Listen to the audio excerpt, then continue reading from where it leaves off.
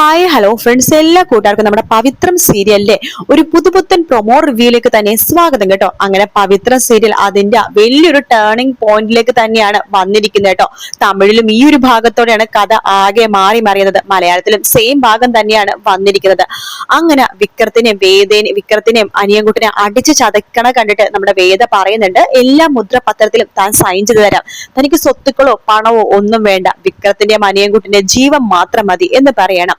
വിക്രം പറയണ്ട, വേദേ നീ സൈൻ ചെയ്ത് കൊടുത്താലും നമ്മളെല്ലാരും രക്ഷപ്പെടുത്തുമെന്നാണ് നിന്റെ വിചാരം? ഒരിക്കലുമില്ല. നീ സൈൻ ചെയ്ത് കൊടുത്താലും നമ്മളെല്ലാരും കൊല്ലാൻ തന്നെയാണ് ഇയാളുടെ പ്ലാന്. അതുകൊണ്ട് സൈൻ ചെയ്ത് കൊടുക്കരുത്. എനിക്ക് വിക്രത്തിന്റെ ജീവനാ വിക്രം വലുത്. ഞാൻ സൈൻ ചെയ്ത് കൊടുക്കുവാണെന്ന് പറഞ്ഞിട്ട് വേദ സൈൻ ചെയ്യാൻ വേണ്ടി പോകുന്ന സമയത്ത് അവിടേക്ക് നമ്മുടെ സേതു വരുവാണ്. സേതു വന്നിട്ട് എല്ലാ ഗുണ്ടകളും അടിച്ചു നിരത്തുവാട്ടോ. വേഗം തന്നെ സേതുയുടെ കയ്യിൽ വലിയൊരു കത്തി ഉണ്ട്, അരക്കെട്ടില്ല. ആ കത്തി വെച്ചിട്ട് ആ വലിയ വയറുണ്ടല്ലോ ഇവരെ കെട്ടിട്ടേക്കണ ആ കയറ് ഇങ്ങനെ കണ്ടിക്കുകയാണ്. എന്നിട്ട് അവിടെ നിന്ന് വേദേനെയും വിക്രത്തിനെയും അതുപോലെ തന്നെ നമ്മുടെ അനിയൻകുട്ടനെ രക്ഷപ്പെടുത്താണ്. പിന്നെ സേതുവും അതുപോലെ തന്നെ വിക്രവും കൂടി ചേർന്ന് അവിടുത്തെ ഗുണ്ടകളൊക്കെ അടിച്ച് നേരം പതിശാക്കുന്നുണ്ട്. ആ സമയത്താണ് ഒരു ഗുണ്ടനെ അടിക്കുന്ന കൂട്ടത്തിൽ പെട്ടെന്ന് ആ ഗുണ്ട പിടിച്ച് വിക്രത്തെ തള്ളുമ്പോഴേക്കും അവിടെ ഉണ്ടായിരുന്ന കൊക്കയിലേക്കാണ് വിക്രം മറിഞ്ഞു വീഴാൻ വേണ്ടി പോകുന്നത്. വിക്രം ഇങ്ങനെ പിടിച്ചു നിൽക്കട്ടെ. അപ്പോഴത്തേക്ക് അനിയൻകുട്ടനെ ഓടി വരുവാണ് വിക്രത്തിനെ രക്ഷിക്കാനായിട്ട്. അപ്പൊ വിക്രം എന്ന് പറഞ്ഞിട്ട് ഓടി വരുമ്പോഴേക്കും ഈ നമ്മുടെ ശ്രീയുടെ അമ്മായപ്പൻ ഉണ്ടല്ലോ, അങ്ങയുടെ കയ്യിൽ വലിയൊരു തോക്കുണ്ടായിരുന്നു. ആ തോക്ക് അനിയൻകുട്ടനെ നേരെ നേരിടണം. അപ്പൊ വിക്രം പറയോ, വേണ്ട, അവനൊന്നും ചെയ്യില്ല, അവൻ പാവണം, അവനൊന്നും ചെയ്യില്ല, നിങ്ങൾക്ക് എന്നെയല്ലേ വേണ്ടത്, എന്നെ കൊന്നിട്ട് ഇവര് രണ്ടുപേരും വെറുതെ വിട്, അനിയൻകുട്ടനെ വേദനയെ വെറുതെ വിട്, എന്നെ കൊന്നു, എനിക്കൊരു കുഴപ്പമില്ല.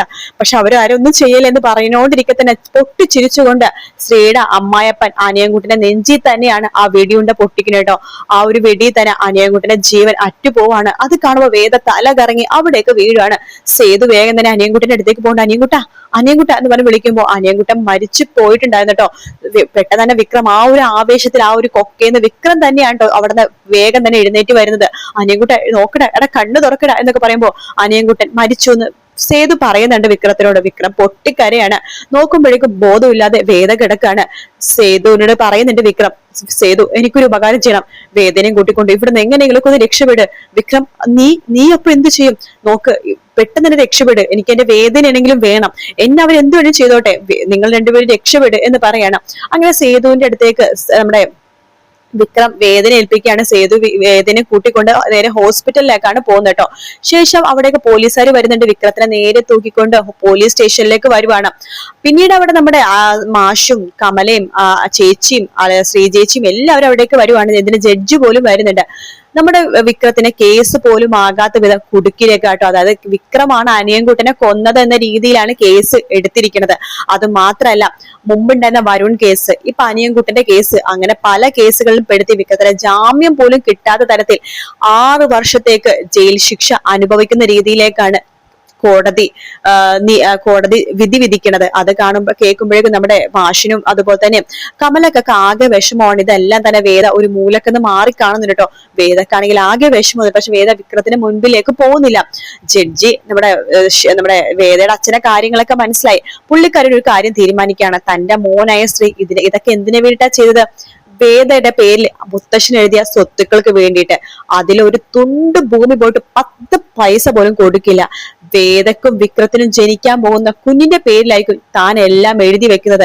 ഇനി അവൻ എന്ത് ചെയ്യുന്നു കാണണമല്ലോ. അതുപോലെ തന്നെ എന്റെ മോളെ സംരക്ഷിക്കാൻ എനിക്കറിയാം.